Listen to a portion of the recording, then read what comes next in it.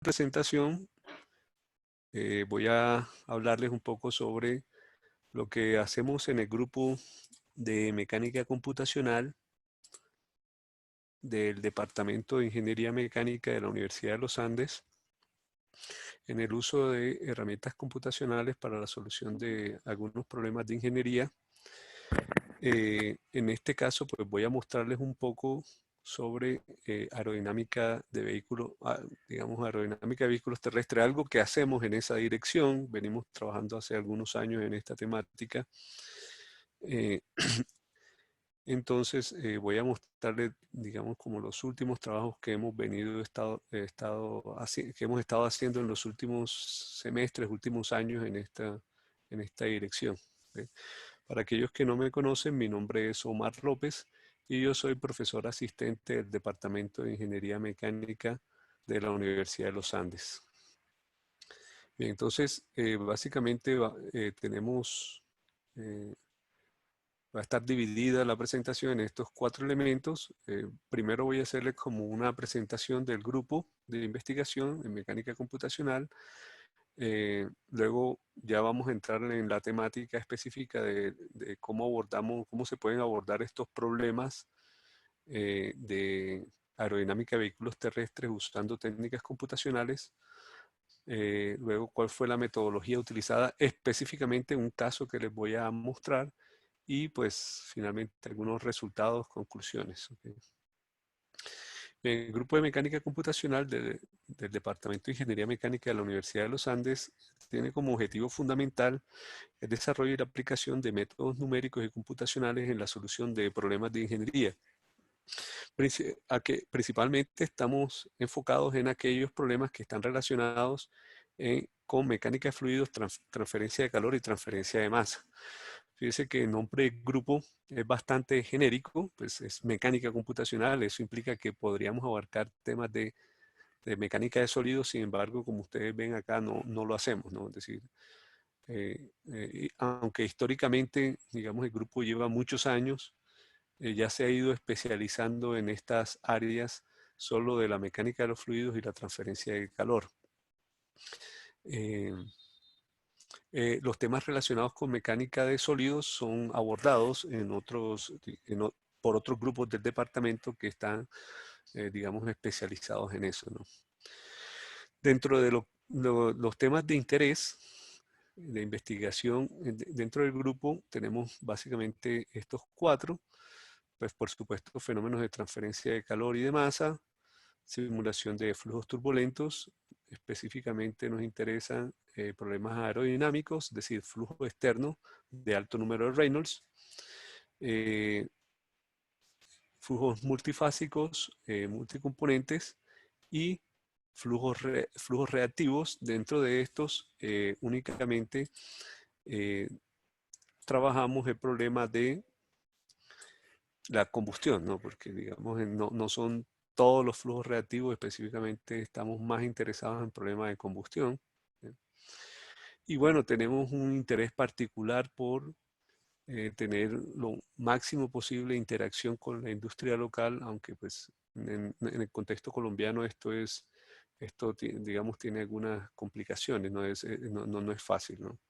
Pero sin embargo hemos podido hacer algunas cosas con la industria colombiana. ¿Sí? Bien, el grupo pues, ahora les voy a mostrar los integrantes del grupo. Pues tenemos el profesor José Rafael Toro, que es profesor titular del Departamento de Ingeniería Mecánica, quien estudió en la Universidad de Pittsburgh y pues principalmente sus áreas de investigación están enfocadas en la turbulencia, la dinámica de vorticidad y visualización de flujo. Está también el profesor Gerardo Gordillo, aunque él principalmente trabaja con el grupo de conversión de energía. Compartimos algunas temáticas, digamos, de colaboración, sobre todo en el desarrollo y en la implementación de modelos computacionales para problemas de combustión y gasificación de biomasa. Bueno, pues yo, digamos, que hice mi doctorado en la Universidad de Texas en Austin, que como, digamos, mi área principal de interés está enfocada en modelamiento de turbulencia, en la aerodinámica computacional y en el uso de sistemas y computación de alto desempeño para abordar estas temáticas. También está el profesor Andrés González, quien trabaja problemas de flujos biológicos y en los últimos años viene trabajando unas temáticas sobre métodos numéricos y algunos modelos sencillos. Digamos, cuando digo sencillos no quiero decir que la complejidad sea baja, sino que no son tridimensionales, full tridimensionales, sino que pueden ser, digamos, de orden reducido para sistemas complejos en energías renovables, tanto en almacenamiento como en conversión de energía. Por supuesto, toda esta investigación que se hace en el grupo de mecánica computacional se hace a través de el uso de herramientas computacionales en esos problemas que les acabé de mencionar. Estos son algunos de los productos que nosotros hemos obtenido en los últimos años. Pues, por supuesto, publicaciones en journals y en revistas indexadas, publicaciones como capítulos de libros y también, digamos, tenemos, digamos, un grupo interesante de libros técnicos, ¿no? Libros técnicos del profesor José Rafael Toro. El profesor José Rafael Toro tiene algunas publicaciones de Ediciones Uniandes y pues otras que hemos desarrollado a partir de resultados, digamos, de trabajo que hacemos en el grupo. Bien. Bueno, entonces ya entremos un poco en el tema de, digamos, relacionado con la aerodinámica de vehículos terrestres, ¿no? En el caso de los vehículos terrestres, digamos que la potencia, digamos, instalada, que es la potencia del, digamos, del sistema de propulsión, que es motor, ¿no? Típicamente a altas velocidades se distribuye de la manera como lo vemos aquí en esta figura, ¿no? Es decir, tenemos a altas velocidades, tenemos que aproximadamente la mitad de la potencia instalada se consume en, eh, en vencer la fuerza de arrastre aerodinámica, ¿no? Esto suele suceder relativamente a velocidades altas donde pues esta fuerza que es, como ustedes ven acá, aumenta de manera cuadrática con la velocidad, sobrepasa a la resistencia por rodadura que para velocidades altas es alrededor del 30%, ¿no? El resto de, digamos, de componentes como accesorios y el tren de potencia consumen el resto de la potencia entregada por el motor, ¿sí? Entonces, digamos que en esta situación, en este escenario, además la potencia, si ustedes ven la fuerza de arrastre, aumenta de manera cuadrática, pero la potencia consumida aumenta de manera cúbica, ¿no? Con la velocidad. Entonces, a altas velocidades, esta componente de arrastre es significativa. Eso, por supuesto, tiene un impacto en desempeño energético global del vehículo, por supuesto, y por consiguiente en el consumo de combustible del mismo. ¿Esto qué implica? Pues ustedes saben pues los problemas que tenemos, digamos, actualmente en pues los combustibles, la dependencia de los combustibles fósiles y que pues digamos, el combustible fósil disponible va disminuyendo y al ser una energía no renovable, y pues el problema más grave que es el tema de la polución atmosférica y todo el problema ambiental generado por esta, digamos, por el uso de combustibles fósiles. Por supuesto, digamos, la planta automotriz digamos, los vehículos son los que más contribuyen digamos, en ese problema de la combustión. Entonces, si, digamos, si de alguna manera el problema aerodinámico se puede entender y se puede mitigar, así sea un porcentaje sencillo, pues el impacto puede ser relativamente grande digamos, en estos problemas ambientales, ¿ok? La figura de aquí arriba muestra precisamente eso, cómo es que aumenta el consumo de combustible, ¿sí? Para diferentes coeficientes de arrastre, tanto en motores de gasolina como en motores diésel, a diferentes velocidades. Fíjense que, pues, digamos, a mayores velocidades, pues el crecimiento es mayor, como también lo indica esta ecuación. Entonces, digamos que este tema de la aerodinámica de vehículos terrestres eh, cobra gran interés, sobre todo a velocidades altas, ¿no? A velocidades altas de desplazamiento de vehículos. Bien, lo siguiente sería, bueno, si tenemos ese problema de la aerodinámica, de aerodinámica de ese vehículo terrestre, ¿cómo podíamos atacarlo? O cómo se ha atacado, cómo la industria automotriz ha venido atacando este problema históricamente, ¿no? Por supuesto, en primer lugar está el uso de túneles de viento, ¿no? Es lo primero. Por supuesto, el uso de túneles de viento se hace en dos etapas. La primera etapa se hace, digamos, en el diseño, ¿sí? Donde es más cualitativo. Y luego ya, digamos, cuando el vehículo está, sí, ya una vez se obtiene el producto final, eh, también se hacen estudios de túnel de viento, pero por supuesto esto es muy costoso y en el caso de Colombia nosotros no tenemos acceso a esta tecnología, ya que si ustedes como observan en esta figura, para poder estudiar este problema de manera experimental en túneles de viento, necesito un túnel de viento en escala 1 a 1, ¿sí? Es decir, tiene que caber el vehículo dentro y además tiene que tener sistemas de piso móvil para poder ver la influencia del movimiento de las ruedas y del movimiento del piso, ¿no? Sí, del suelo. ¿Okay? Entonces esto pues se hace y lo hacen las grandes empresas de la industria automotriz, pero pues en nuestro contexto es muy costoso, ¿no? Por otro lado están las pruebas de carretera.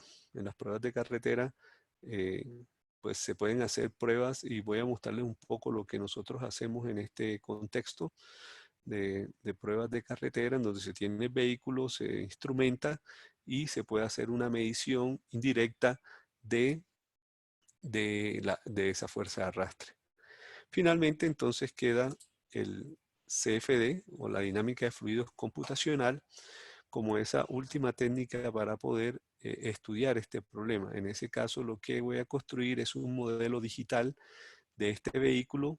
Voy a, digamos, hacer un experimento virtual en el cual quiero observar qué ocurre con la dinámica de flujo en torno a ese vehículo e inclusive pues este problema no únicamente me da la información, digamos, que ocurre acá en el túnel de viento, que digamos que es como fuerza de arrastre y algunas visualizaciones, sino que me puede dar información, muchísima más información, información súper detallada de qué es lo que ocurre en el flujo y de posibles, digamos, eventualmente de posibles mejoras que yo quiera hacer, digamos, en el diseño, ya sea en la fase de diseño o una vez construido el vehículo, de qué manera puede impactarlo algún elemento, algún accesorio o algún cambio que este vehículo tenga, ¿no?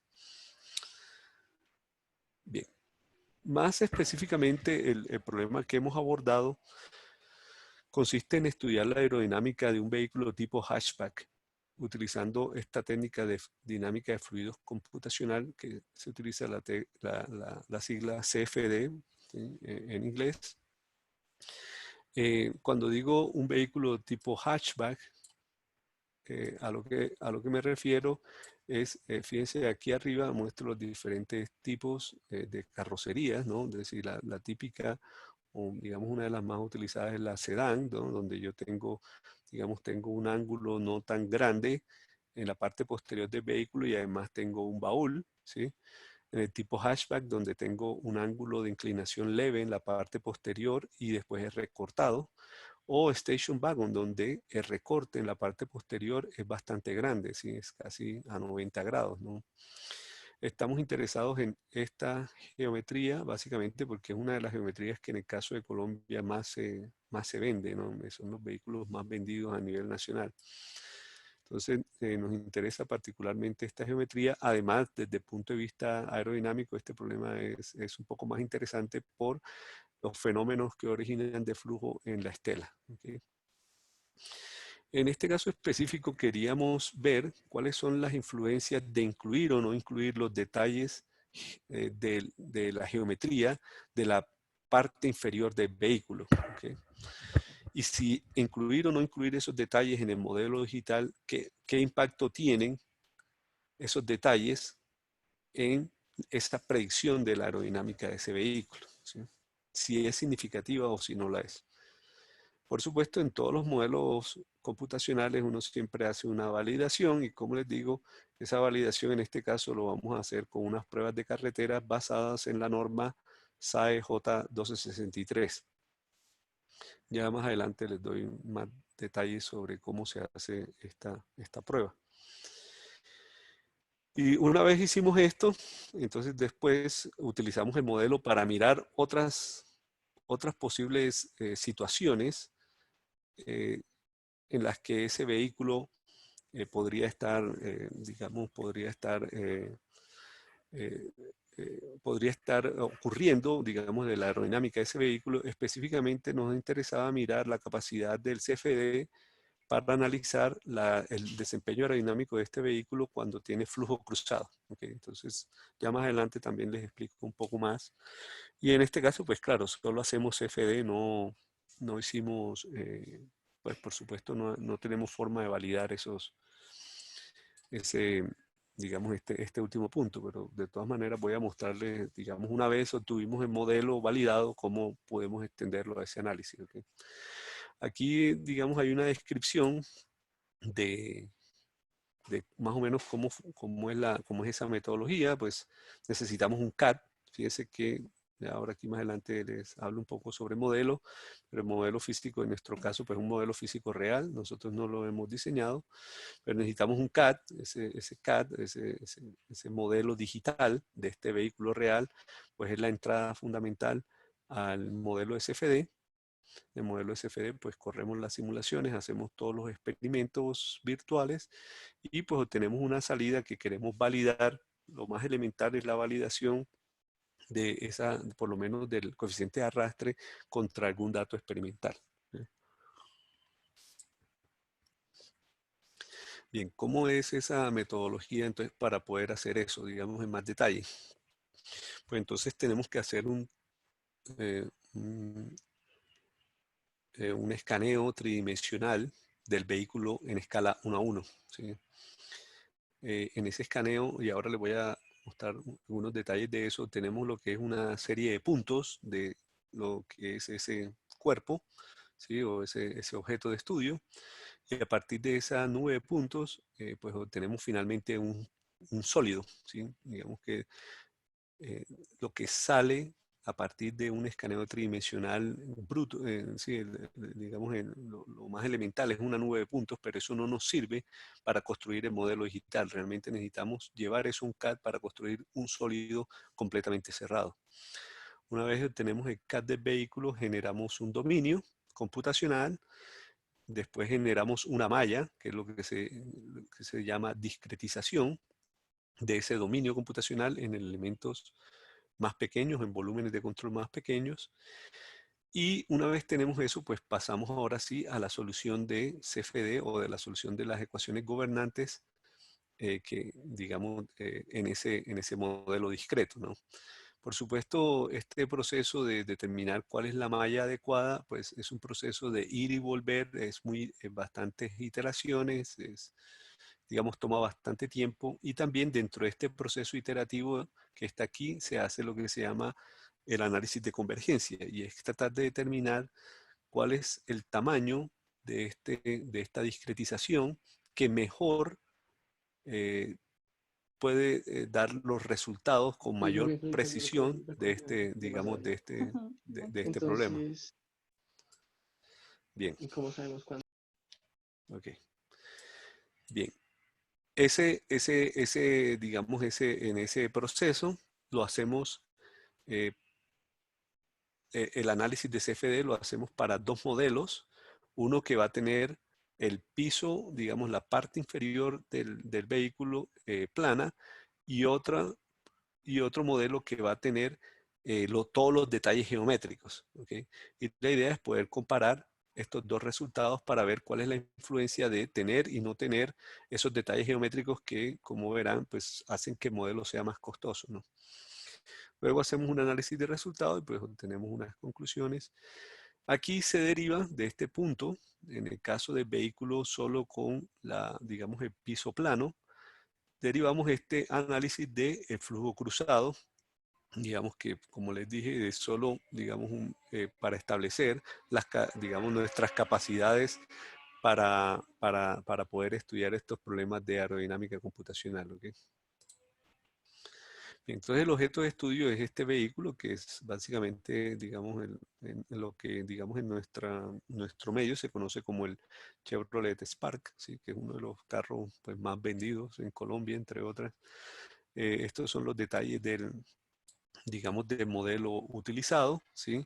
El peso del vehículo y más o menos las dimensiones que ustedes las ven acá. Y pues el modelo es construido en escala 1 a 1, ¿no? En escala 1 a 1, ¿sí? Yo podría ver el CFD como un túnel de viento virtual, ¿sí? Donde yo puedo hacer esos experimentos en la escala real del problema, en la escala 1 a 1. ¿No? Y no tengo que hacer adimensionalización de ese problema o un escalamiento del problema, ¿no? Del problema físico real.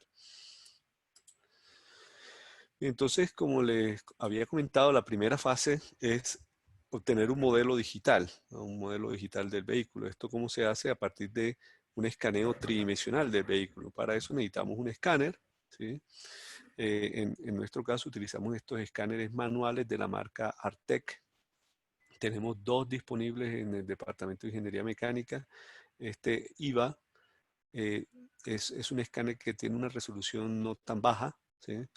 Entonces se utiliza más que todo para cuerpos grandes, digamos en el orden de 1 a 2 metros, más o menos. Y este que está aquí es el escáner Spider, que se utiliza para elementos más pequeños. Entonces, como toda la carrocería del vehículo la hicimos con este escáner, o los cuerpos más grandes, o los detalles geométricos más grandes, la hicimos con este escáner, mientras que los detalles de la parte inferior del vehículo los hicimos con Spider. Entonces ese proceso pues es bastante, digamos, es bastante complicado. Digamos, cuando uno quiere obtener un sólido cerrado, un CAD, es bastante tedioso, ¿no? Uno va haciendo escaneos por partes del vehículo, esas partes se van obteniendo en nubes de puntos individuales y después las nubes de puntos se van uniendo utilizando puntos de referencia para poder hacer esas conexiones de esa nube de puntos. Entonces, digamos que el resultado final de ese proceso de digitalización son nubes de puntos como ustedes las ven acá, donde cada color representa nubes de puntos diferentes. Por supuesto, eh, al ser puntos, son puntos X, Y, Z, eso no constituye como tal un sólido. Después hay que construir, digamos, superficies tipo NURBS entre esos puntos para poder suavizar esa superficie del vehículo y obtener un CAD sólido completamente cerrado, ¿no? Este proceso es bastante tedioso y toma bastante tiempo, pero bueno, los resultados y el software ha ido mejorando digamos, con los años. Bien, una vez se obtiene esas nubes de puntos, entonces podemos generar el CAD, como el que ven ustedes acá. Ya esto ya es un sólido, ya se leen los software de CAD que típicamente utilizamos en ingeniería mecánica. Y aquí a la derecha vemos los dos modelos que hicimos, es decir, en la parte externa los dos modelos son exactamente iguales, pero en la parte inferior los modelos son diferentes. Entonces el modelo que vamos a llamar flat o plano, ¿sí? No tiene ningún detalle de la parte inferior, es completamente plano, como su nombre lo dice. Mientras que el modelo detallado, pues tratamos de incluir la mayor cantidad de elementos o detalles geométricos del vehículo en la parte inferior, o por lo menos los más relevantes, ¿no? Por supuesto, ustedes miran esto y no es exactamente como se vería ese vehículo real en su parte inferior. Sin embargo, pues digamos que capturamos como los mayores detalles en ese problema. Bien, una vez entonces tenemos el CAD del vehículo, entonces tenemos que proceder a construir el dominio computacional y la malla, ¿no? Básicamente se construye un volumen más grande, que es, digamos, este paralelepípedo que vemos acá, y dentro de él colocamos el vehículo. Fíjense que entonces ya la escala del vehículo es mucho más pequeña que la escala del dominio computacional, ¿no? El dominio computacional, la longitud del dominio es alrededor de 38 metros, ¿sí? Y la altura es alrededor de 9 metros. Normalmente estas medidas se toman de estudios anteriores que se han hecho en esta, digamos, para este problema, ¿sí? Una vez obtenemos este dominio, entonces procedemos a hacer el enmayado. La primera parte es tratar de establecer las zonas más críticas, es decir, las zonas cercanas al vehículo, como ustedes lo ven acá, y establecer una serie de volúmenes o cajas de densidades, en donde lo que queremos es enfatizar en que a medida que nos vamos acercando a la superficie del vehículo, queremos tener, y donde tenemos detalles geométricos más complejos, queremos ir teniendo elementos más y más pequeños, ¿ok? Y hacia la estela también quisiéramos tener elementos pequeños para poder capturar todos los fenómenos de la dinámica del flujo que ocurren, digamos, en la separación del flujo después, una vez este pasa el vehículo. Aquí hay más detalles del, digamos, del modelo, ¿sí? Del modelo computacional que utilizamos y de la malla, ¿sí? Aquí, pues, cerca a la superficie, esto es como un zoom, cerca a la superficie del vehículo, vemos que utilizamos elementos prismáticos, ¿sí? Para tratar de capturar el fenómeno físico de la capa límite, ¿no? Que es un fenómeno donde los gradientes de velocidad en el fluido son bastante altos en la dirección normal de la superficie. Entonces, por eso estos elementos están orientados en esa dirección y se hacen más pequeños a medida que son más cercanos al vehículo. Fíjense que el tamaño del primer elemento, la altura del primer elemento es alrededor de 1 por 10 a la menos, por 10 a la menos 4. En el caso de las llantas no hicimos esos, no hicimos esa, digamos, la complejidad geométrica aquí era muy alta y lo que hicimos fue una zona, digamos, de densidad, de tratar de tener una gran cantidad de elementos de tamaño pequeño muy cerca, digamos, a la llanta del vehículo. Okay. También se cambia un poco en el caso detallado, cuando tenemos los detalles geométricos debajo del vehículo, también tenemos que cambiar el número de capas porque la generación de capas en esa zona es bastante compleja, ¿sí? Y pues falla el método de generación, ¿no? En estas mallas que, digamos, hay unos parámetros que uno normalmente mide, como son, por ejemplo, la calidad. La calidad mide, digamos, qué tan distorsionado es ese elemento, entre otros parámetros numéricos que uno puede utilizar. Y pues es alrededor de, esa calidad es alrededor de 0.8, donde el 90% de los elementos está cerca de esto, donde lo mejor es 1, ¿no? En una escala de 0 a 1.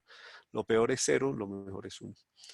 Y otro parámetro que es importante es un parámetro que se denomina el Y plus o Y más, ¿sí? Que es qué tan bien se está resolviendo la capa límite, numéricamente la capa límite cerca a la superficie del vehículo.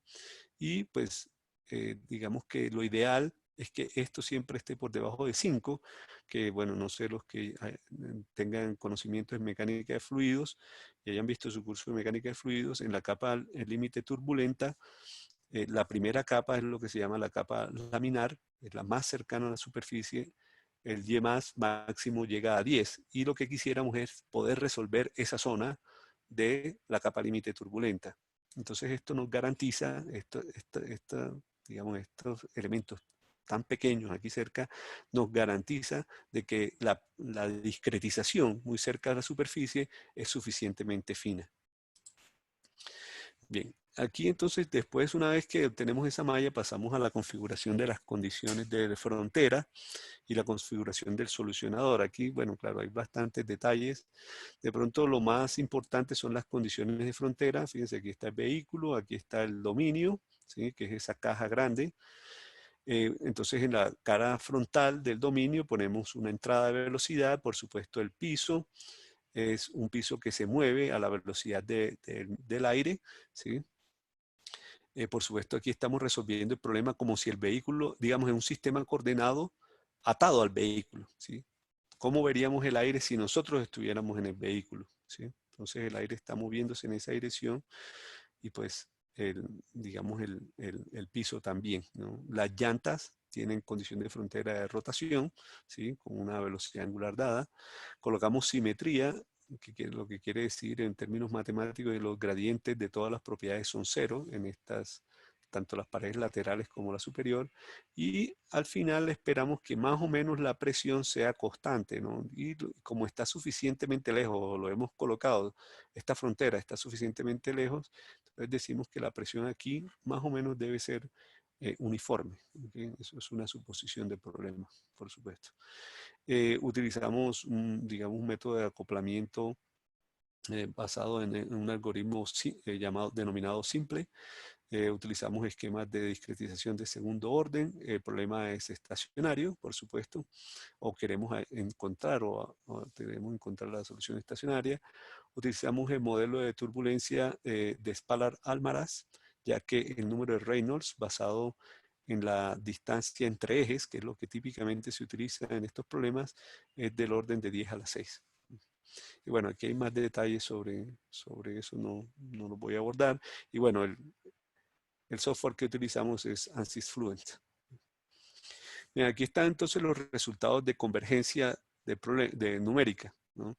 Cuando hablo de convergencia es que yo hago mallas de diferentes números de elementos. Fíjense, aquí están los números de elementos en millones, entonces vamos desde mallas desde 1, 4, 10, 15 millones y más, ¿cierto? Tanto para modelo de piso plano como para modelo detallado. Y lo que queremos ver es cuándo esta curva sea plana, ¿no?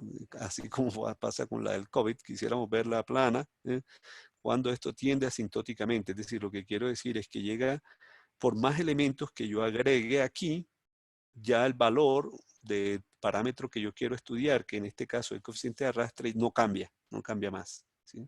Entonces, si ustedes observan eso, para este problema, inclusive en ambos casos, en el caso del piso plano, el piso detallado, está más o menos en el mismo rango, ¿no? Entre 10 y 15 millones, es decir, con menos elementos no puedo hacerlo. ¿Okay?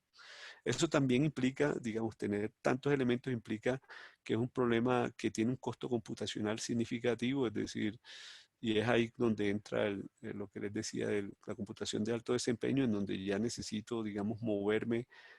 Digamos, eso no lo puedo resolver ni siquiera en una estación de trabajo, sino en un clúster donde tengo aglomeración de computadores para poder subdividir el problema y resolverlo entre varios. ¿Okay?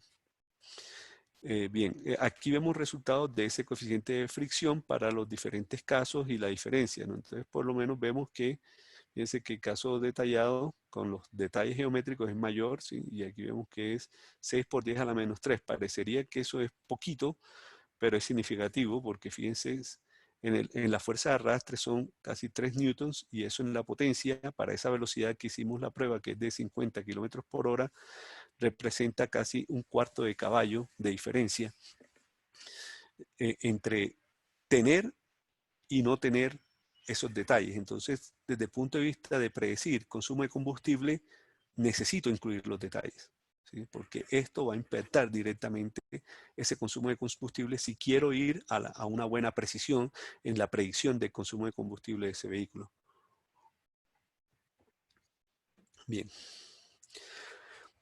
Otros resultados que puedo obtener con esta técnica de llamada CFD es la distribución de presión. Pues por supuesto vemos zonas de alta presión en la parte frontal del vehículo, ¿sí? Por supuesto esto es zona de estancamiento. Aquí en este modelo, por ejemplo, nosotros no tenemos la bahía del motor, es decir, en realidad en el problema real el aire entra por aquí, ¿no? Entra dentro, eso no lo tenemos. Entonces toda esta zona es de estancamiento, vemos zona de alta presión, baja presión, alta, baja, y todo el fenómeno de cambio de presión en la parte exterior del superior del vehículo. También vemos lo que ocurre aquí en los retrovisores y en las ruedas, ¿no?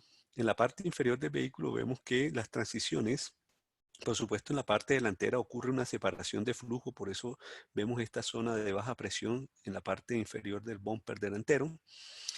Pero después vemos transiciones de presión bastante suaves entre la parte delantera y la parte posterior del vehículo.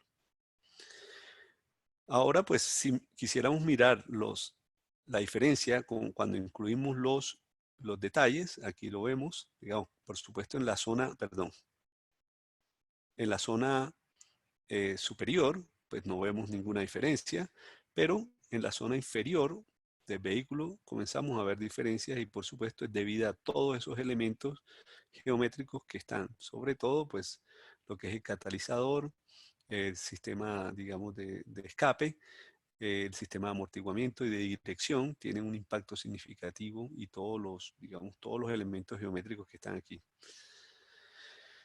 Cuando estábamos haciendo esta cuantificación de la fuerza, diferencia de fuerza que hay en la parte inferior, ya lo habíamos hablado, son alrededor de 5 newtons, ¿cierto? La contribución en el arrastre, fíjense que acá, en la parte plana, solo es el 20%, mientras que si incluyéramos los detalles, eso puede llegar al 27%. Entonces, es relevante. ¿Okay? Aquí vemos cómo es la distribución de presión. En la parte superior del vehículo ya les había hablado un poco de esto, pues punto de estancamiento, después en esta parte suave pues baja la presión, luego aquí, bueno, otra vez hay un estancamiento, va bajando. Esto es típico, digamos, en esta distribución de presión en carrocerías de vehículos terrestres, ¿no? En la parte inferior es donde tenemos la mayor diferencia. Este es el detallado, fíjense que es muy suave, ¿no? La recuperación de la presión es suave. Si no tuviera esos detalles geométricos, esta sería la distribución, pero la realidad es como esta, ¿no? Esta distribución de presión es en el plano medio, ¿ok? Plano medio del vehículo. Y pues ya vemos todo esto, todas estas fluctuaciones en la presión debido a la presencia de todos los elementos geométricos en la parte inferior del vehículo. Aquí vemos la estela. Esta visualización de la estela la hacemos con la relación entre la viscosidad turbulenta y la viscosidad digamos, cinemática o digamos la viscosidad de fluido. La viscosidad turbulenta es una propiedad del flujo turbulento que me permite ver dónde está concentrado la intensidad de la turbulencia o dónde hay más fluctuaciones de la velocidad. Por supuesto, yo espero que eso ocurra en la estela y entonces es una medida de cómo la energía cinética de las grandes escalas se transfiere a las bajas escalas y cómo ocurre ese fenómeno de llevar la energía de las grandes a las pequeñas y ahí también está incluido la disipación de la energía, ¿no? Entonces vemos toda esta zona, es una estela bastante significativa, ¿no? Fíjense que eso puede ser 3 veces la longitud del vehículo, ¿ok? Pero digamos que entre el detallado y el piso plano no se ve mucho, de pronto puedo ver que esta, digamos en el piso plano, parece que esta se extendiera un poco más por la intensidad de la turbulencia, ¿no? Es un poco más extensa, ¿sí? La intensidad de la turbulencia, aquí se disipa más rápido la energía cinética contenida en las fluctuaciones, mientras que aquí toma mucho más tiempo, ¿no? Aquí hay más interacción del flujo con el piso debido digamos, a esas elementos geométricos en la parte inferior del vehículo, ¿no? Estos son líneas de corriente, esto es como si tuviéramos una vista superior del vehículo, las líneas de corriente van de izquierda a derecha. En la parte superior acá vemos el caso del modelo con el piso plano, en la parte inferior vemos el caso del modelo del vehículo con el piso, con todos los detalles geométricos y vemos que en el caso de piso plano, pues digamos, las líneas de corriente son rectas, básicamente, pues hay aquí en esta zona hay una separación, por supuesto, pero básicamente, digamos, el flujo pasa rápidamente por la parte inferior del vehículo y se forma una estela bastante simétrica, ¿no? Bastante simétrica, de aquí formación de dos vórtices, o hay ya lo vamos a ver más adelante. Pero si ustedes observan las líneas de corriente en la parte inferior del vehículo, acá veo una gran cantidad de zonas de recirculación, separación de flujo y zonas en las que, digamos, el fluido pierde una gran cantidad de energía en esa, digamos, digamos, en esos elementos geométricos que tengo contenido en la parte inferior. Y eso, claro, tiene un impacto también con la forma de la estela del vehículo, ¿no? ¿Sí? Y en la forma como se forman los vórtices en la parte posterior. Aquí tenemos una animación de esas líneas de corriente, ¿sí? Con magnitud de velocidad, ¿no? Entonces vemos otra vez, inclusive aquí las líneas de corriente pasan muy rápido, ¿sí? Son todas rectas, pero aquí lo que vemos de este lado es que, bueno, hay algunas zonas donde inclusive las partículas se quedan dando vueltas, chocan con algunos elementos, vuelven atrás, etcétera, ¿no? Entonces tenemos este consumo de energía extra que ocurre aquí en la zona inferior, ¿no? Entonces eso respecto a modelo, digamos, de computacional. Ahora miremos cómo podemos validar ese resultado del coeficiente de arrastre que obtuvimos, ¿sí? Y eso lo hacemos con un ensayo experimental de cuesta abajo, cost down. ¿En qué consiste? Yo llevo el vehículo hasta una velocidad dada, ¿cierto? Por la norma, típicamente esa velocidad tiene que estar entre 50 y 80 kilómetros por hora. En un punto, en una recta significativa. En este caso nosotros utilizamos, se hicieron estas pruebas en la pista de Tocancipá. Se utiliza la recta principal, ¿sí? Del circuito. Se lleva entonces, digamos, se lleva el vehículo a esa velocidad y después se desembraga, ¿sí? Se desembraga y se deja libremente que, digamos, su velocidad vaya bajando, ¿ok? Por supuesto, al desembragarlo, digamos, hay fuerzas resistivas. Ya vamos a ver digamos, el modelo dinámico, pues, entre las cuales está la fuerza de arrastre, que es la variable que yo quiero encontrar, ¿no? Entonces, claro, en el modelo dinámico, pues tengo esas fuerzas resistivas, que son principalmente la fuerza de arrastre, ¿sí? Pero también está la fuerza de rodadura, ¿no? Por supuesto. Si hay una inclinación, pues habrá una componente de la gravedad, ¿no? De la gravedad, del peso, digamos, en esa dirección. Pero básicamente, digamos, el modelo dinámico que tenemos es, pues, masa por aceleración e igual a todas las fuerzas resistivas. Por supuesto, fíjense que todas son negativas porque el vehículo, si está desembragado, entonces pues va a tender a no tiene propulsión, ¿no? Entonces él va a disminuir su fuerza. Por supuesto, su velocidad. Por supuesto, lo que a nosotros nos interesa es esta que está aquí, ¿cierto? Esta fuerza que está directamente relacionada con el coeficiente de arrastre, ¿sí? Ahora, en este modelo, ¿qué variables tenemos que medir? Entonces, pues esas que tenemos ahí señaladas son las variables que tendríamos que medir, que es la aceleración, ¿sí? La masa del vehículo, la densidad del aire, ¿sí? Donde hacemos la prueba, la velocidad a la que va el vehículo, el área frontal del vehículo, ¿sí? Que está aquí, y pues el ángulo de inclinación del terreno, ¿no? Con eso se construye este modelo. Para cada pareja velocidad-aceleración podemos construir un sistema que es sobredeterminado, pero que por mínimos cuadrados podemos resolverlo para tratar de encontrar las dos incógnitas del problema, que son la fricción por rodadura y el coeficiente de arrastre. Bien, estos son la instrumentación que se utiliza. Entonces se utiliza un sistema GPS de alta resolución, un V-Box, ¿sí? Por supuesto, esto lo hacemos en colaboración con el grupo GIAP, donde está el profesor Luis Muñoz, quien es quien nos ayuda y nos asesora en todos estos temas, por supuesto. Entonces, aquí tenemos el GPS, el sistema que mide la aceleración.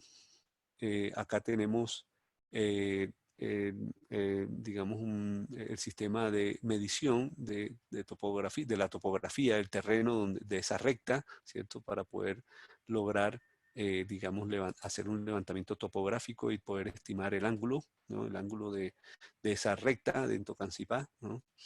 Por supuesto, necesitamos una balanza para medir la masa, el peso del vehículo.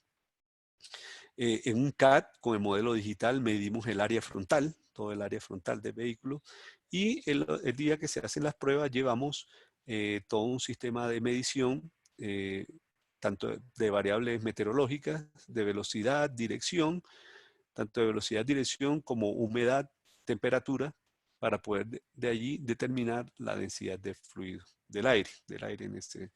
También nos interesa saber si hay velocidades de flujo cruzado relevantes. Si es así, no hacemos la prueba o descartamos algunas pruebas. Si en el momento de la prueba veíamos que de pronto la velocidad del flujo cruzado era muy alta, cosas así por el estilo, ¿no? Bien, estos son los resultados típicos. Digamos que lo que uno hace es que uno entonces, lleva el vehículo a una velocidad alta y por esa, como se desembraga, va desacelerando y eso lo vamos midiendo en tiempo real y con esto pues alimentamos el modelo. Con eso podemos estimar la fuerza de arrastre y la fuerza de la fricción por rodadura y el coeficiente de arrastre, que es el que nos interesa. Entonces aquí pueden ver ustedes, y con su incertidumbre. Si hacemos eso gráficamente, entonces veríamos esto, ¿no? Aquí tendríamos el modelo plano, aquí tenemos el modelo con detalle, aquí tenemos el experimental. Por supuesto, tenemos problemas graves con el tema de la incertidumbre, porque pues claramente veo que esta barra es gigante, entonces, pues, claro, ahí cabe lo que sea, sí, pero digamos que por lo menos en el valor promedio estamos bastante cerca a lo que nosotros predijimos en el modelo con el piso detallado, ¿no? Con la parte inferior con detalles geométricos. Pues tenemos que trabajar más en el tema de disminuir estas incertidumbres en los métodos experimentales, pero en general podemos decir con estos resultados o tener una seguridad de que nuestro modelo computacional es suficientemente robusto para hacer unas buenas predicciones de estos fenómenos físicos, ¿no? Entonces, con ese modelo, pues pasamos a abordar el problema de flujo cruzado, ¿sí? En este caso, entonces lo que hacemos es cambiamos un poco la malla, porque fíjense que si ahora el flujo va a ser cruzado, entonces la estela ya no va a ser completamente hacia atrás, sino que se va a ladear un poco dependiendo de la dirección de ese flujo. Entonces tenemos que mejorar un poco la malla colocando otras cajas de densidades, ¿no? En la parte lateral del vehículo o hacia donde se va a ladear esa, esa digamos, esa estela o la dirección del flujo, ¿no? Las velocidades que utilizamos con flujo cruzado no superan, digamos, digamos, el 10% de la velocidad máxima, ¿sí? de movimiento del vehículo. ¿Okay? Bien, aquí están los resultados. Acá tenemos fuerzas y acá tenemos momentos. Fíjense aquí son las direcciones, ¿no? Entonces la dirección Y será la fuerza que nosotros denominábamos originalmente arrastre, o bueno, en este caso es la fuerza en la dirección Y. En X va a aparecer la fuerza lateral y en Z va a aparecer la fuerza de sustentación, por supuesto. Además de eso aparecen los momentos en cada uno de los ejes X, Y y Z. ¿Okay? Aquí vemos la fuerza en la dirección Y, que es la fuerza de arrastre. Vemos que a medida que el flujo cruzado aumenta, pues la velocidad, ese coeficiente de arrastre aumenta, ¿no? Del valor original cuando no teníamos flujo cruzado hacia los valores donde tenemos flujo cruzado. Claro, en el caso de la fuerza lateral, inicialmente era 0 y ahora, pues, por supuesto, esta incrementa significativamente, fíjense. Y pues la fuerza de sustentación también aumenta, también aumenta. Ahora, en el caso más interesante son los momentos, ¿sí? Fíjense que los momentos que más me interesan son el momento de cabeceo, es decir, el momento en la dirección X, ¿sí? Que trata de, digamos, echar el carro ya sea hacia adelante o hacia atrás, y por supuesto el de guiñada, en la dirección Z, porque ese sería el momento que trataría de desestabilizar el carro, ¿no? Y por supuesto vemos que esos dos momentos Z, ¿sí?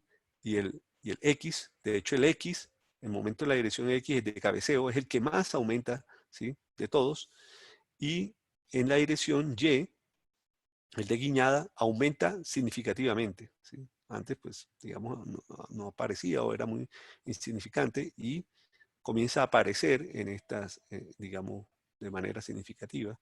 Y eso, pues, también podría dar indicios para otros, digamos, otras condiciones digamos, de estabilidad dinámica de ese vehículo, ¿no? Aquí vemos cómo cambia la estela nuevamente. Fíjense que ahora esta era la estela, aquí arriba está la estela de vehículos sin flujo cruzado y acá tenemos todos los ejemplos de todas las velocidades de flujo cruzado desde 1 kilómetro por hora hasta 5. Y fíjense que lo que va pasando es que la estela se va engrosando en la parte posterior bastante, y no únicamente eso, sino que la intensidad de turbulencia o de esa intensidad de las fluctuaciones va aumentando en esa zona, ¿sí? Va aumentando en esa zona. Fíjense, esta zona roja aumentó significativamente tanto en tamaño como en intensidad, ¿sí? Y eso es debido a esa digamos, esa dirección diagonal del flujo. Ya vamos a ver eso, cómo está relacionado con las líneas de corriente y con el movimiento de fluido. Aquí vemos cómo cambia, digamos, la distribución de presión, ¿sí? Aquí está sobre el vehículo y aquí está un plano visto desde arriba. Vemos claramente, este caso sin flujo cruzado y este es con flujo de 5 kilómetros por hora, vemos que se pierde toda la simetría y una gran zona de baja presión, donde hay una gran zona de separación de flujo en la zona, en este lado del vehículo. Y por supuesto, cómo se cambia, fíjense, esa distribución de presión en la zona posterior del vehículo, cómo cambia, ¿sí? Tanto su topología como su magnitud, ¿no? Por supuesto, esto también explica la aparición de la fuerza lateral, por supuesto, la fuerza en la dirección X que vimos en la diapositiva anterior, y también explica el movimiento, la aparición del momento de guiñada, es decir, es ese momento que trata de rotar el vehículo en esta dirección, ¿no? Porque ya hay una distribución asimétrica de esas fuerzas laterales en una cara del vehículo respecto al otro lado del vehículo. Aquí vemos, digamos, las líneas de corriente digamos, cómo es ese flujo, ¿sí? Aquí sin flujo cruzado vemos claramente que es totalmente simétrico, la formación de dos vórtices contrarrotativos, que eso es típico en la aerodinámica de este tipo de vehículos, mientras que en el flujo cruzado se pierde completamente esa simetría. El vórtice del lado derecho es muchísimo más intenso. Fíjense acá arriba este vórtice también se intensifica, el vórtice ya lo vamos a ver del pilar A, que se llama, que es vórtice delantero, se intensifica significativamente, ¿sí? Mientras que este vórtice del lado izquierdo, que aquí era, digamos, tan grande como el del lado derecho, fíjense que como que ya uno no lo ve con mucha precisión, parece que se dividiera en otros dos vórtices más pequeños, uno aquí abajo, otro aquí arriba. Por supuesto, todavía, digamos, nos hace falta, digamos, un análisis más preciso de lo que ocurre en la estela, ¿no? Aquí vemos para esas diferentes velocidades cómo se va cambiando de la topología de la estela, ¿sí? Fíjense aquí lo que les comentaba, la intensificación de este vórtice en la zona derecha y mientras que el vórtice del lado izquierdo disminuye su intensidad y como que se pega más al piso, ¿no? Eso no ocurre en esta situación, ¿no? Eso también explica por qué la intensificación de la turbulencia en el plano medio, ¿no? A este vórtice moverse más hacia la izquierda, cuando yo cruzo el plano medio aquí veo más interacción de la, digamos, sí, de movimiento de fluido y por consiguiente una mayor fluctuación de la velocidad y de la intensidad de turbulencia en este plano medio, ¿no? Ya no es totalmente simétrico, ¿sí? También veo que la estela se tiene que ampliar porque este vórtice es muchísimo más grande. Entonces aquí se amplía el ancho de la estela, ¿no? Aquí vemos las formas tridimensionales de esos vórtices, ¿no? Inicialmente los vórtices, digamos que son más o menos simétricos. Este vórtice que ven acá arriba es el vórtice que se llama el vórtice del pilar A, que si ustedes ven en esta figura, se forma en el paral delantero del vehículo, ¿sí? Es este vórtice aquí, que al final se une con el un vórtice que se forma en el retrovisor, ¿sí? Estos dos se unen aquí, ¿bien? Vemos que a medida que voy intensificando la velocidad de flujo cruzado, entonces el vórtice del costado barlovento, por así decirlo, de la cara que enfrenta el flujo, se intensifica fuertemente. Fíjense esta forma de este vórtice comparada con esta, es mucho más largo, es más grueso, ocupa más espacio. El vórtice del otro costado se va volviendo cada vez más y más pequeño, se va pegando tanto al vehículo como al piso, ¿no?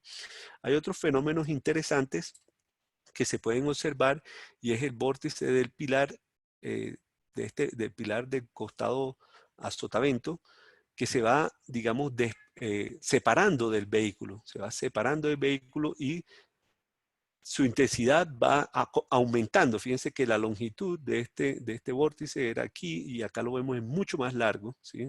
Porque se separa del vehículo. Mientras que de este otro costado, ese mismo vórtice es este. Inicialmente los dos eran más o menos similares, pero fíjense este vórtice que está aquí, que es el que se forma del pilar delantero, del costado derecho del vehículo, prácticamente desaparece porque se genera aquí, pero se destruye apenas choca con la ventana, ¿sí? Apenas choca con la ventana.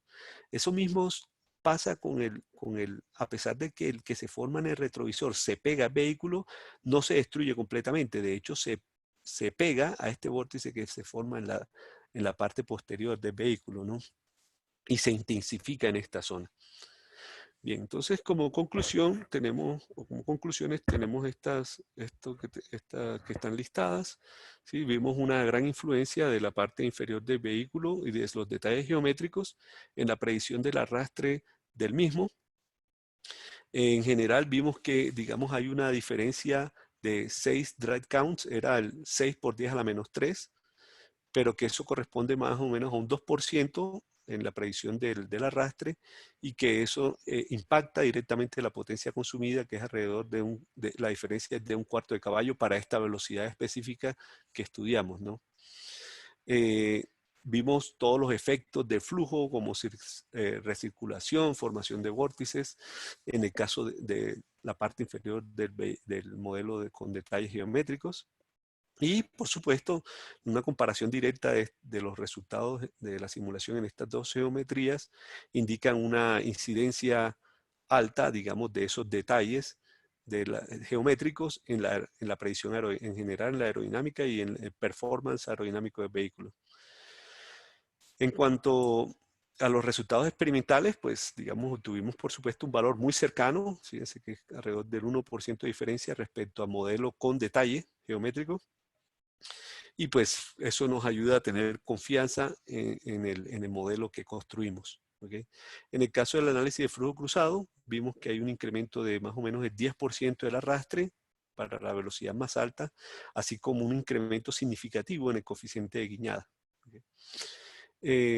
Y pues observamos una gran cantidad de fenómenos interesantes en la dinámica de flujo, como el alargamiento, el acortamiento de la estela, así como el ampliamiento del alto de la estela, y pues la completa pérdida de la simetría en la estela, en la misma. ¿Okay?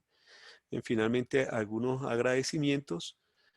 Profesor Luis Muñoz, como les comenté, profesor Luis Muñoz, que es también profesor asociado al Departamento de Ingeniería Mecánica y quien trabaja en el área de dinámica, él es realmente quien nos asesora y nos ayuda en todos los temas experimentales. Digamos, si hay más preguntas sobre esto, si hay alguien que le interesa específicamente este problema, pues también puede escribirle a él directamente o a mí. El ingeniero Mateo López, quien fue mi estudiante de maestría, que trabajó en esta temática. Lucy Mezquita, que estuvo con nosotros hace aproximadamente 2 años como pasante en nuestro grupo de investigación. Y pues, por supuesto, a Vicerrectoría de Investigaciones digamos, por los recursos para desarrollar esta investigación, y por digamos, el Centro de Computación de Alto Desempeño de la Universidad de los Andes.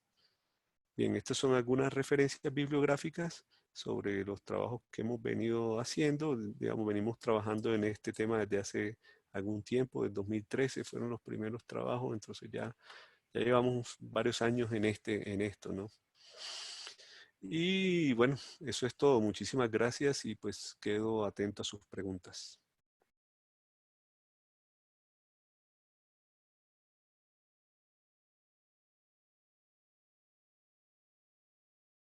¿Qué tal, profe? Una pregunta rápida. No sé si lo están haciendo por escrito o en el video. Ah, ok.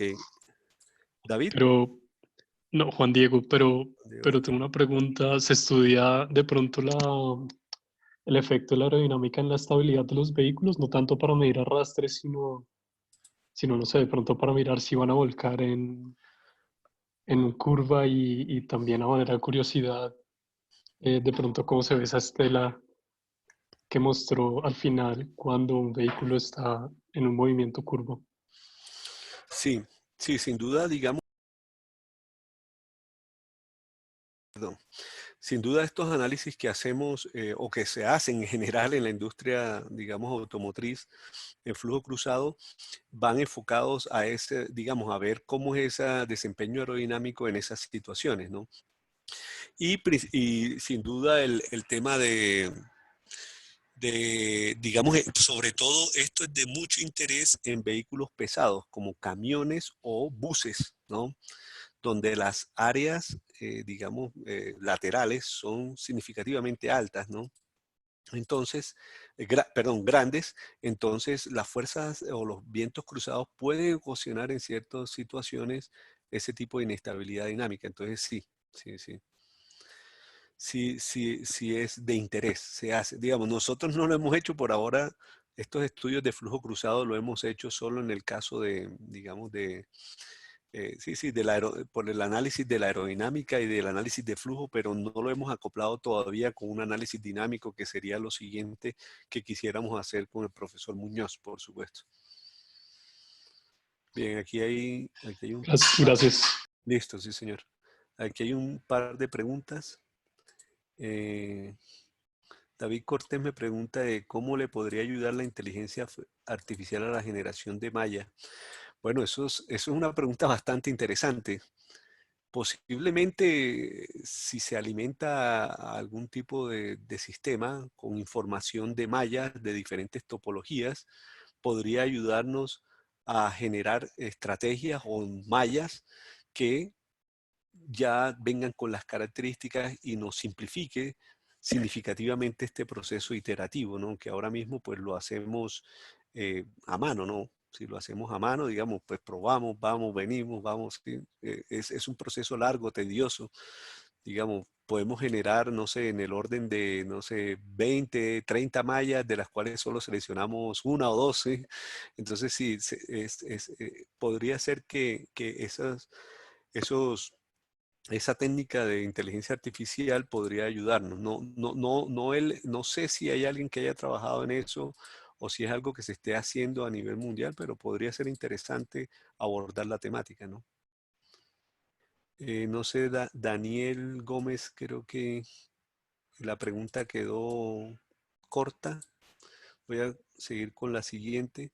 Entonces, ¿qué software se utilizan y cómo se distribuyen las temáticas del curso de CFD del próximo semestre? Ok. Entonces, en este caso, en lo que acabé de mostrar y como lo mencioné en la charla, utilizamos el software ANSYS Fluent, ¿sí? Pero en general dentro del grupo utilizamos una gran cantidad de software, desde software, digamos, de comercial, como ANSYS Fluent, Star CCM y otros, pasando por software de código abierto, como OpenFOAM o SU2, hasta algunas cosas que hemos hecho nosotros, en algunos casos muy específicos, ¿no? Y en modelos de orden reducido.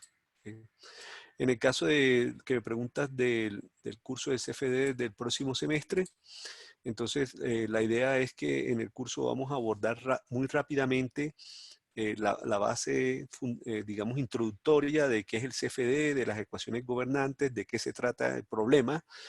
A la par con eso vamos a ir haciendo un entrenamiento de los estudiantes en la herramienta computacional que vamos a utilizar, que se llama StarCCM. Y en la parte final del curso, lo que vamos a hacer es un proyecto por grupos en los cuales lo que esperamos es que los estudiantes colaboren y empleen este software y estas técnicas para la solución de un problema de ingeniería. No sé si eso pues responda a su pregunta y bueno, de paso los invito a los que estén interesados en el curso pues que lo tomen, ¿no?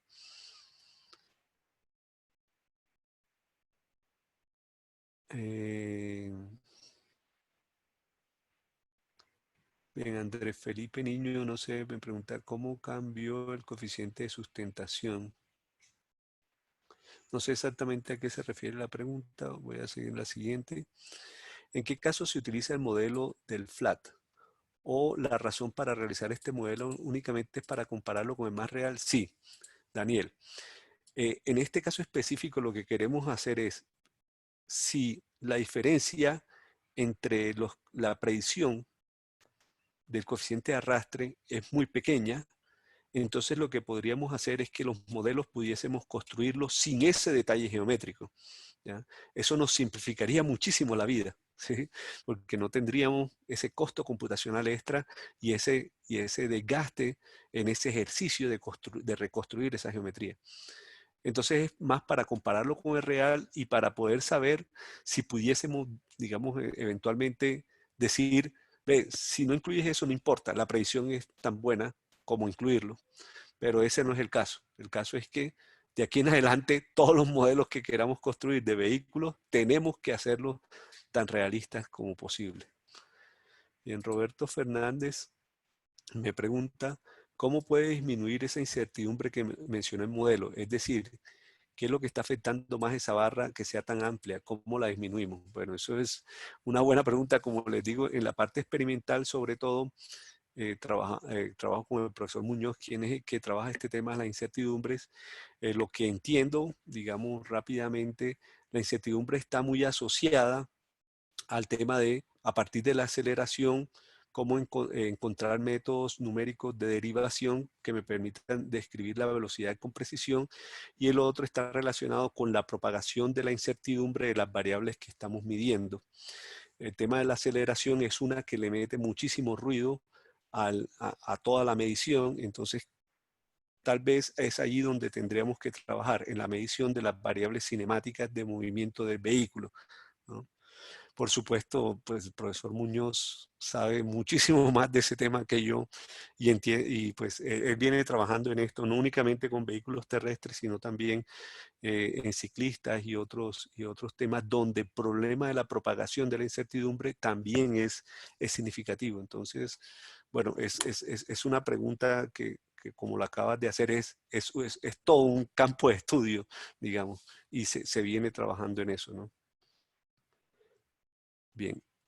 ¿Se puede utilizar la tecnología LIDAR para el escaneo del vehículo, sabiendo que la universidad cuenta con este tipo de escáner? Eso lo pregunta David Uribe. Sí, digamos, estos escáneres, bueno, los escáneres que nosotros utilizamos se basan en fotogrametría. ¿Okay? Entonces ellos van tomando fotografías y con eso se arma, digamos, como el modelo geométrico. En el caso del LIDAR, pues por supuesto, inclusive nosotros en un estudio anterior utilizamos un escáner faro que típicamente se utilizan los ingenieros civiles. Digamos, nosotros arrancamos utilizando escáneres tipo LIDAR, ¿no? Pero normalmente estos escáneres están pensados como para geometrías más grandes, ¿no? Espacios muchísimo más grandes, ¿no?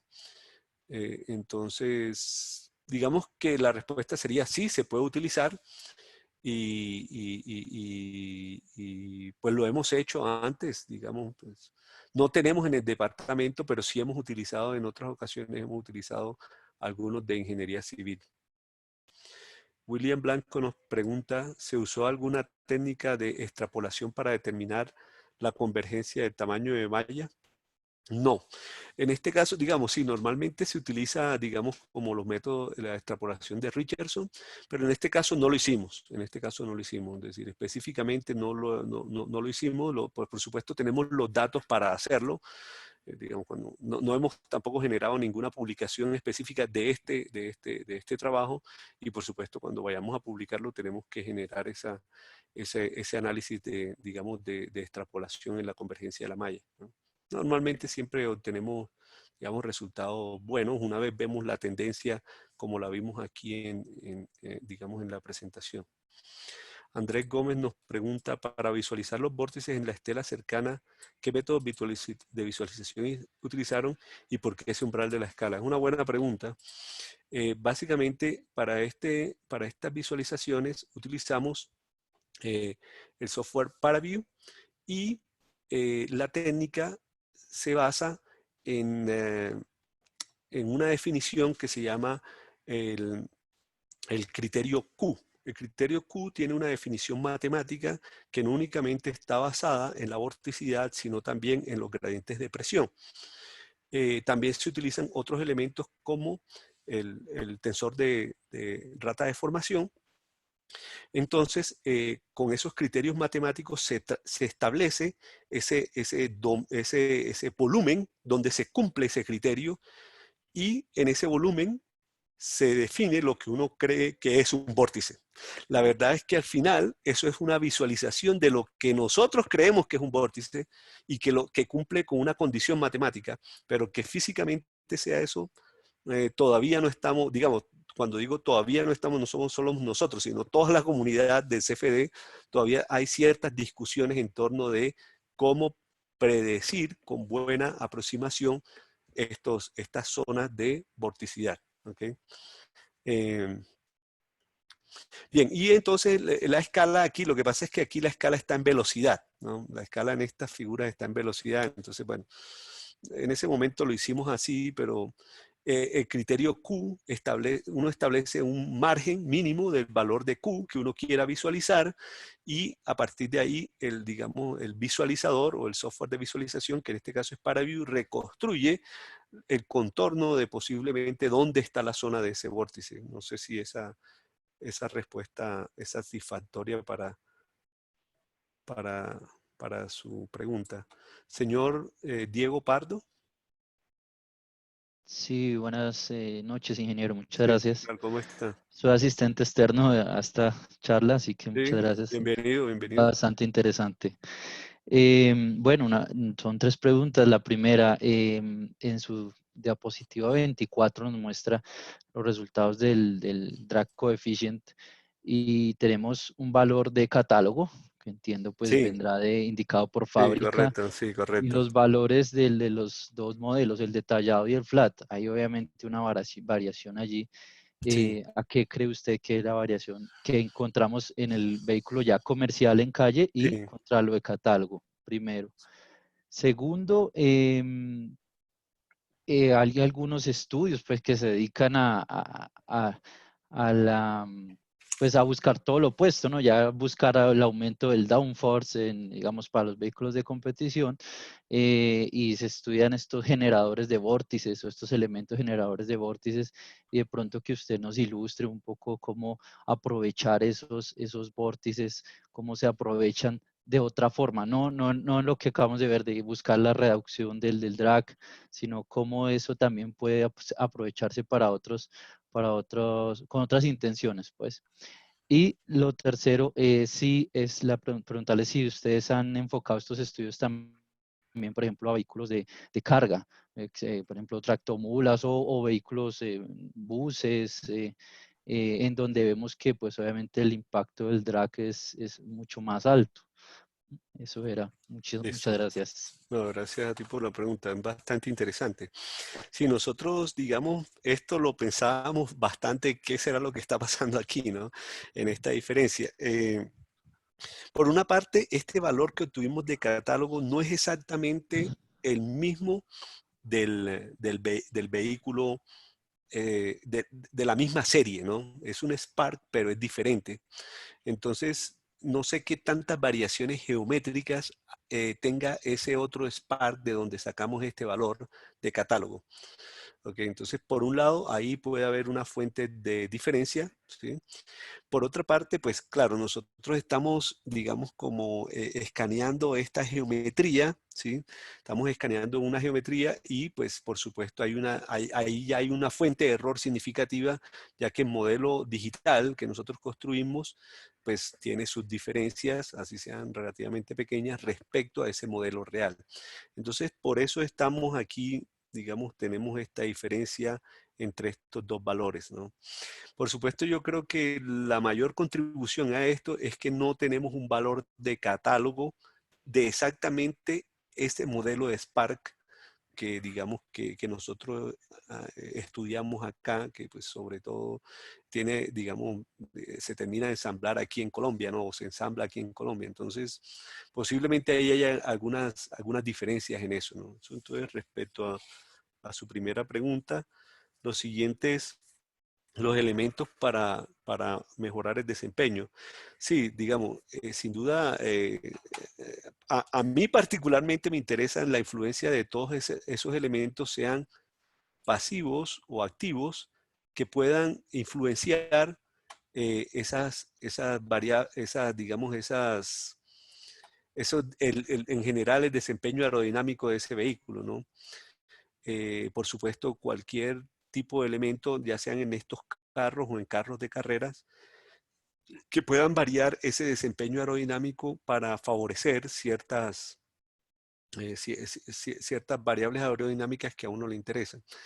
No únicamente eso, a mí particularmente me interesa un área que se llama control de flujo, y son elementos que pueden cambiar o de alguna manera manipular la forma de esa estela y de los campos de presión y de velocidad en torno al vehículo. Si yo soy capaz de hacer esas manipulaciones, entonces soy capaz de cambiar el performance aerodinámico, así sea instantáneamente, de ese vehículo. Entonces eso es un área en la que particularmente yo estoy interesado, y que pues algunos estudiantes míos han comenzado a incursionar en eso, y es un área de investigación activa a nivel mundial. Y sobre todo en estos vehículos me interesa saber si eso es posible, digamos, utilizarlo y con el fin de reducción de arrastre. En mi caso específico yo pienso es en la reducción de arrastre, ¿no? Que es la que podría tener un impacto directo en el consumo de combustible. Cuando hablo de estos elementos activos que pueden existir en el vehículo, pues esos elementos no implican un cambio geométrico fuerte en la forma de ese vehículo, ¿sí? Entonces, por eso es mi interés particular en eso, pero sin duda alguna, digamos, todos esos elementos y su implicación podrían ser estudiados a partir de, digamos, de estas técnicas numéricas, ¿no? De estas técnicas numéricas. Y lo tercero son los vehículos de carga. Sin duda me encantaría, digamos, poder, digamos, trabajar en esta temática. Sin duda lo que tú dices es completamente cierto. El impacto de estas técnicas en eso sería muchísimo más relevante. Pero digamos, lo que no me ha permitido ir hasta allá es que no he encontrado la industria colombiana, que de hecho aquí hacemos algunas cosas, digamos, carrocería de buses, por ejemplo, de furgonetas, de camiones, son los que deberían estar principalmente interesados en eso, ¿no? A pesar de que yo me he acercado a algunos de ellos, no he obtenido ninguna respuesta positiva en el uso de estas técnicas para eso. Entonces, por el momento, hasta que no tengamos recursos, pues no podríamos ir, digamos, a abordarlo, ¿no? Pero pues sería súper interesante si pudiésemos trabajar eso con la industria colombiana, por supuesto. No sé si eso responda a sus preguntas, señor Pardo. Sí, sí, ingeniero, muchísimas gracias. Muy, Listo, vale. muy interesante. Bien, gracias a usted. Bien, Roberto Fernández pregunta que con respecto a la comparación con el modelo experimental, ¿cómo se garantiza que la rodadura se está suponiendo se encuentra bien estimada? Bueno, en el modelo de rodadura también hay varias suposiciones, hay muchas suposiciones. También eso depende mucho también de inclusive de la temperatura del asfalto, de la presión de inflado de la llanta, entre otros parámetros que no estamos midiendo ni estamos teniendo en cuenta. Entonces, sin duda, podríamos mejorar el modelo. Por ejemplo, en este caso, casi ese coeficiente lo estamos suponiendo constante, pero se sabe que ese coeficiente depende también de la velocidad. Entonces, tendríamos que adicionar esas dependencias no lineales en el modelo. Y bueno, pues la confianza que tenemos digamos, es buena por, digamos, en el caso del coeficiente de arrastre aerodinámico, que es mi objetivo, ¿no? Ahora tendríamos que mirar en el tema de la rodadura, tendríamos que hacer algunos más experimentos en el tema de la rodadura u otras técnicas para mirar si de pronto ahí hay algún problema en la, digamos, en la predicción de esos coeficientes, ¿no? Pero pues sí, la pregunta es buena y pues sin duda se la trasladaría a mi colega Luis Muñoz. Carlos Gómez me pregunta si en la universidad enseña Fluent y OpenFOAM. En realidad, digamos que nosotros no enseñamos un software, ¿ok? Digamos, el propósito de nosotros no es enseñar un software específico. Nosotros, digamos, como universidad, lo que enseñamos es lo que está detrás de cualquiera de ese software, cualquiera de esos software, ¿no? ¿Qué es lo que hace ese software? ¿Qué es lo que hay dentro de él?